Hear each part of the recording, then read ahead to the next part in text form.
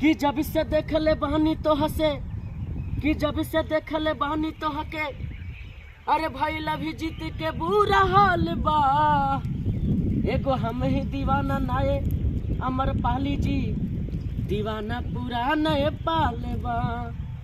कहे के बा कैसे कि जवानी दीवाना बना देलू गोरी, जवानी दीवाना बना देलू गोरी। कि मिल खात जान आबत अरे रहलू चोरी चोरी। अरे जवानी दीवाना बना देलू गोरी, जवानी दीवाना बना देलू गोरी। कि मिल खाती जान आबत रहलू चोरी चोरी, जवानी दीवाना बना देलू गोरी। हो लाल लाल लहंगा लहंगा धनी हम कीन के, लैनी बजा जवा घर से सबका शौकीन के।